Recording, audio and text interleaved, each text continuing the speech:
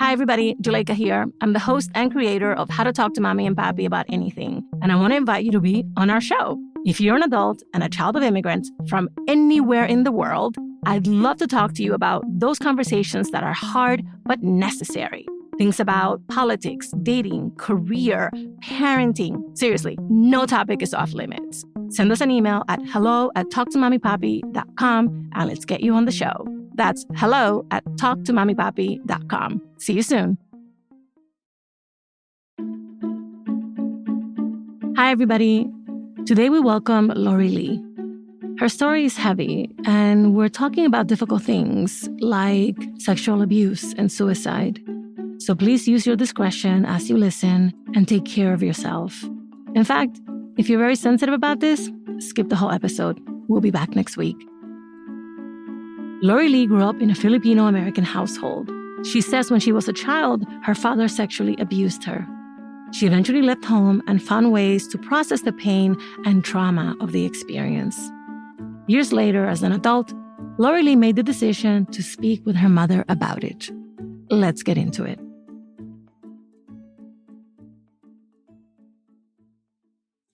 My name is Lorilee Binstock.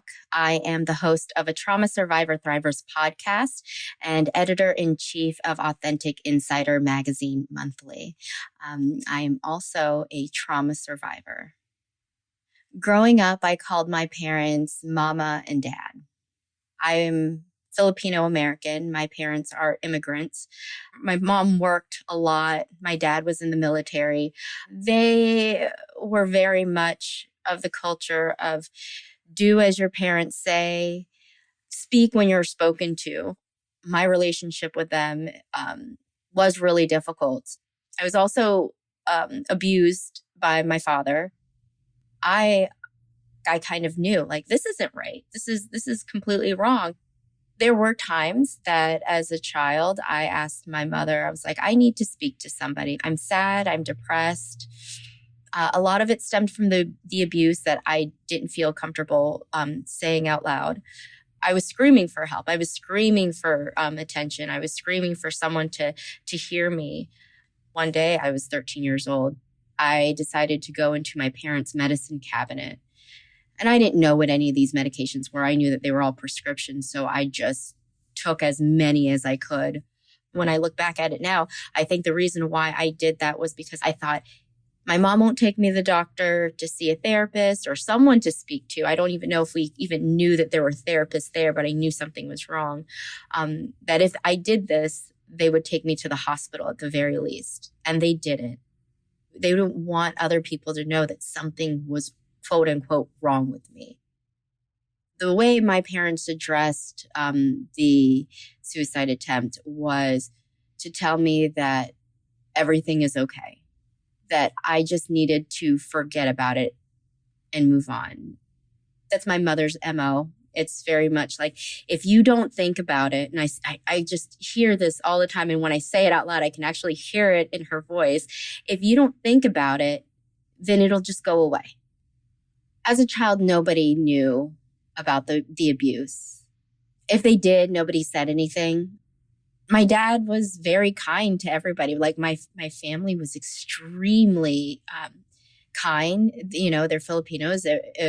Every Christmas, they would make Filipino food for everybody. No one thought that there was something really wrong. Well, my dad would yell at me all the time. Maybe my friend's parents saw it as maybe it's a cultural thing. But, you know, her parents are nice enough. There shouldn't be anything too bad going on in that house. So I didn't feel comfortable talking about the sexual abuse to my mother out loud, mostly because I felt like I would get dismissed. When I turned 18, I left for college. That was literally the best decision that I actually made for myself. I got a job. I did all the things that I was supposed to do, and I still saw a therapist, but I also never talked about the trauma. I didn't think that the sexual abuse was important enough to discuss. I had my last suicide attempt in February of 2020. my children were out of the house, but my husband came home. And then I finally just blurted out what had happened to me. He immediately was very compassionate, and he said, we're going to get you the help. I think it was all saying everything out loud. It became real. I eventually told my mom over the phone. I mentally prepared myself for days. I talked to my therapist about it for days, and she was shocked. No, really? What? How did this happen? How did I not know? Which I think is a little crazy, because it's like I asked for help all the time, and she wasn't there to hear me. To be honest, I didn't expect her to believe me. Her response was, oh my gosh, I can't believe that. I'm going to leave your father. And then she confronted my father, and he actually admitted he apologized via text. And what happened eventually was my mom stayed with him, and just recently told me to, is it possible for us to see the grandkids? I spoke to her for the last time around last year saying, I'm not going to bring my children around dad unless he's dead. And she said, can we just forget about it? Everything's going to be fine. And so it was the same kind of thing over and over again. Pretend that it doesn't happen. You can suppress it, and it can go away for as long as you need it to, for some people, I guess. Hi, everybody. Juleyka here to tell you about a show that puts a fresh spin on self-care, Mood Ring. It explores relatable and novel approaches to care and wellness. Host Ana Borges shares creative and accessible self-care ideas you may not have heard of, including new ways to cope with our feelings, baggage, and the world around us. Mood Ring wants to become your practical guide to feelings. Follow Mood Ring wherever you get this podcast. Juleyka here. I'm so excited to tell you about LWC Studios' new show, How to Talk to High Achievers About Anything. We'll hear from Black and Brown professionals who have reached levels of excellence that sometimes come with great personal and professional challenges. People who are looking for ways to keep leveling up. In 15-minute bi-weekly episodes, host Stevan Lewis, a licensed psychotherapist and coach, offers feedback and strategies on a range of topics, like the pressures of being an entrepreneur, the struggle to stay motivated, and the cost of fitting in. With empathy, candor, and a penchant for spot-on analogies, Stevan helps all of us high achievers navigate obstacles and figure out how to define success in our own terms. Here's the trailer for How to Talk to High Achievers About Anything. The first episode drops April 4th. What's up, everybody? I'm Stevan Lewis, a licensed psychotherapist. I specialize in working with individuals who've reached levels of excellence that often come with great personal and professional challenges. I'm hosting a new show from LWC Studios called How to Talk to High Achievers About Anything. We'll hear stories from individuals striving to do big things. Who do I think I am to think that I could, also being a woman, also being Black, get in this industry and be in this industry and be able to support myself in this industry? People who are facing roadblocks. When you keep getting the door closed, it's like, what is it about me?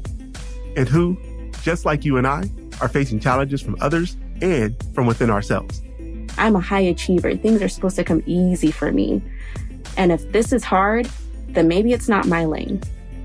I'll offer feedback and strategies so that together, we can all figure out how to achieve on our own terms. Subscribe or follow How to Talk to High Achievers About Anything from LWC Studios. And connect with us on Twitter at Talk2Achievers.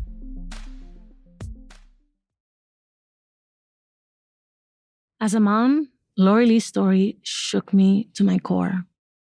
Child sexual abuse is a difficult topic to discuss under any circumstances, but it's nearly impossible when the alleged perpetrator is a family member. Lorilee's experience also made me think about how, in many immigrant families, cultural factors, attitudes about family cohesion, and taboos around sex and sexuality can make these topics so much harder to broach.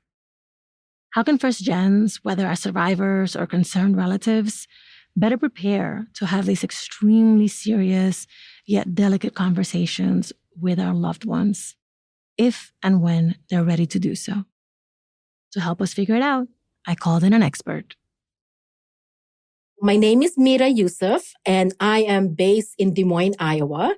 I am the executive director of Monsoon Asians and Pacific Islanders in Solidarity, and also one of the staff of the National Organization of API Ending Sexual Violence, which is a program under Monsoon. I always start with the same question, which is, as you listened, what did you hear in Lorilee's story? I felt a lot of her pain. Her story is not isolated. It's a story that I hear from friends. It's a story that is shared by a lot of women, men, and, non-gender conforming folks, especially like immigrants, and especially like in the Filipino community, because I am Filipino.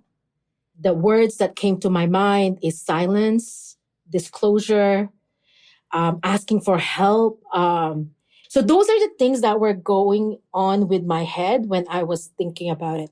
So I want to talk about silence.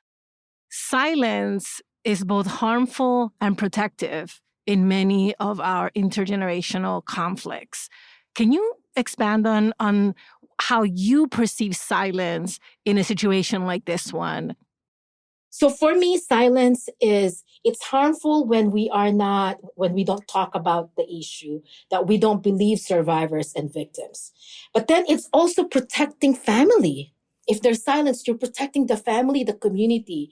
What we're then sacrificing are the children that has been harmed. Sometimes, and specifically for immigrant community, and specifically for Asian, and then specifically for Filipino community, I think survivors and victims, they don't want to disclose until that person dies. But for me, what was really surprising is when her mother believed her, when she disclosed and her mother believed her, I was like, wow. But then the fact that she went back and then said, forget about it, that is protecting the family. Parents of adult survivors of child sexual abuse, child sexual abuse in general, they are kind of like in the middle. There's this person that they love who harmed someone that they also love. So where are they? Protecting the child, for me, is crucial. But then at the same time, it's the husband that might be, or the partner who might be like financially supporting them. So there's a lot of factors. Right. It feels as if in many instances, one of the parents has to make a choice about, do I believe the child and then separate from the perpetrator? Do I believe the perpetrator and then just let the child deal with it? In your work, what do you see people doing once they know? And then what do you recommend in terms of the disclosure for people who are survivors, who want to get to the point of disclosing this to a parent or to a close family member? The mother will usually go back. We've seen that so many times. Mm-hmm. This disregard of children. I think there's this thing about adultism, as if like our voices does not matter and what had happened to us does not matter. And let's just forget about it because we need to be a family. So there's two things that can happen when someone discloses. Either they're not believed, and then when they are believed. But then the point is like, what will happen then? What will then the action after that, right? Is as crucial when you said, I don't believe you, or when you say, I believe you, but I will go back to your dad and forgive them, right? Is that really what the survivor wanted? When we were like working with survivors, we always ask, what is the purpose of you disclosing? Especially if you're an adult survivor. And if they said, I just want for healing. And also now maybe I have a child who's the same age when the abuse started. I don't want it to happen to them. We will tell them, be prepared to not getting believed, or you're going to be like acknowledged. And what will be your reaction if you were not believed? Because family is so important for us, right? Especially for immigrant folks. Family is like everything for us. So that means you need to be ready to end that relationship for now. But then if you disclose, what will happen next? Do you do an accountability? And what does really accountability in our community, what does that mean? So in this case, Lorilee informs her mother that she will not bring her own children around her father. And it seems that by extension, then her mother will not get to see the children because her mother has chosen to stay in the relationship. So in a way, that next generation is also being impacted and is having to make a big sacrifice, that of not having their grandparents in their lives because of the abuse that Lorilee experienced. Is this something that you see in your work where multiple generations are being impacted? Oh, yes, definitely. I think we see this a lot. This intergenerational trauma, conflict.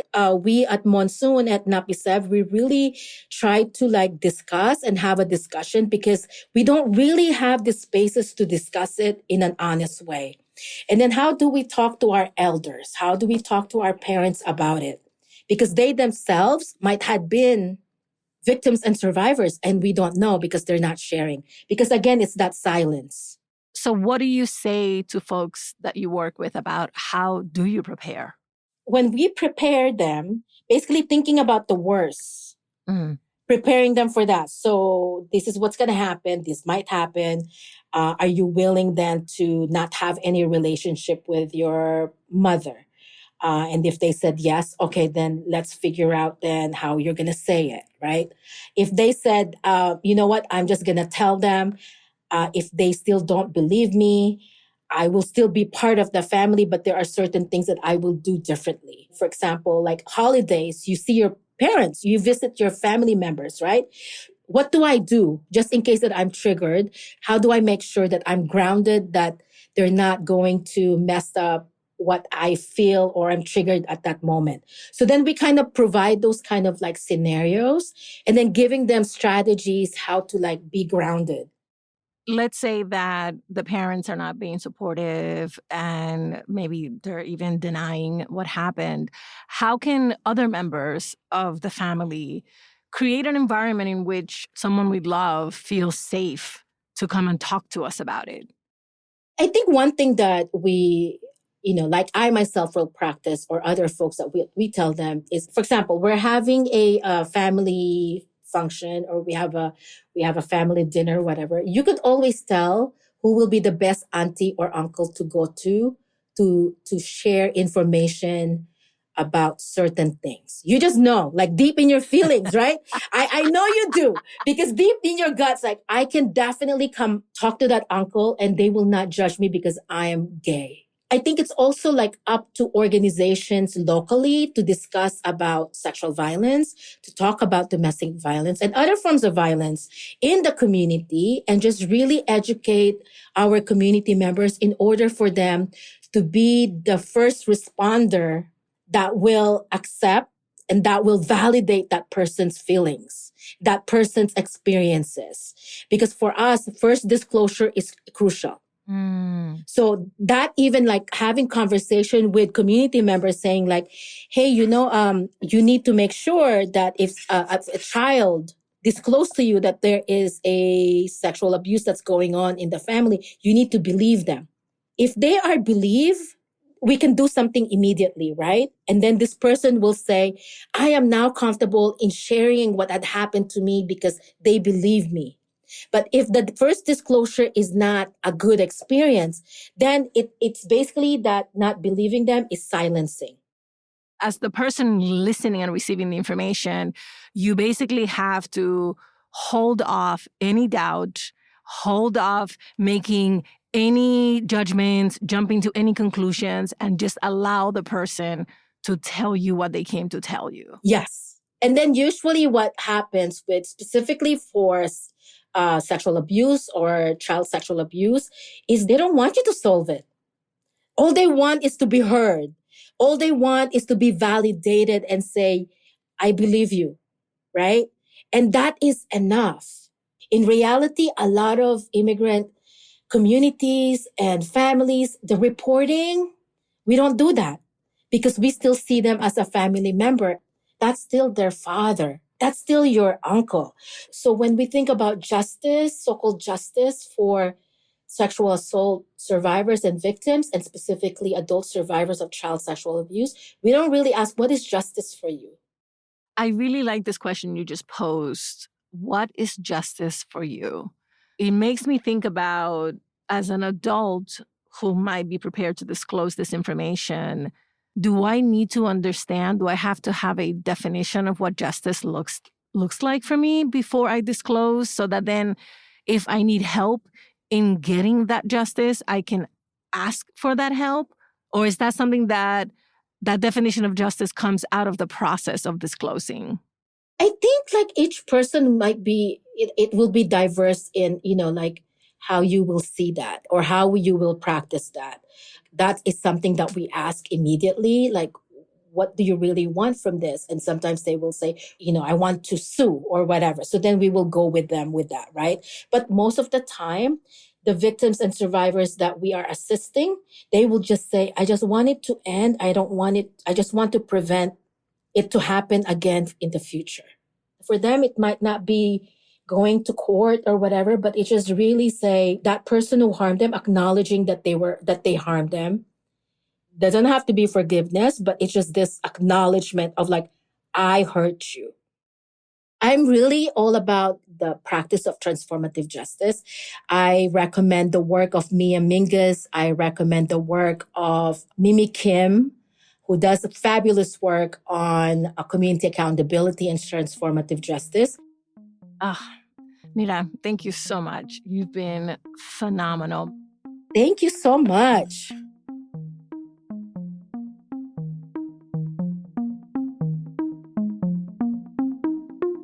Okay, here's what we learned from Mira today. Plan for the worst case scenario. When disclosing abuse to family members, there is always the chance you will not be believed. Prepare mentally and emotionally for that possibility and create a plan of action to keep yourself grounded and safe either way. Consider your end goal. When thinking about disclosing abuse, try to pinpoint what you want to get out of the disclosure, whether it's healing, closure, accountability, justice. Consider as well what these words mean to you.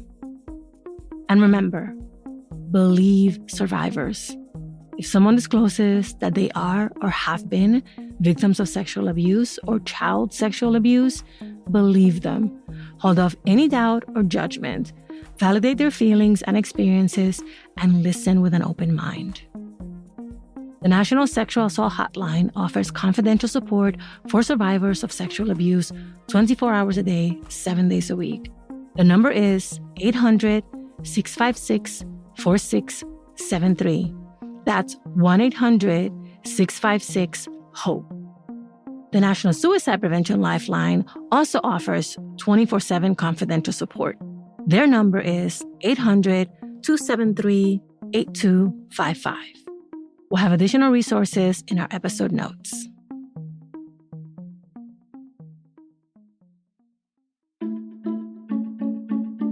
Thank you for listening and for sharing us. How to Talk to Mamí and Papí About Anything is an original production of LWC Studios. Virginia Lora is the show's producer. Kojin Tashiro is our mixer. Manuela Bedoya is our marketing lead. I'm the creator, Juleyka Lantigua. On Twitter and Instagram, we're at Talk to Mamí Papí. Bye, everybody. Same place next week.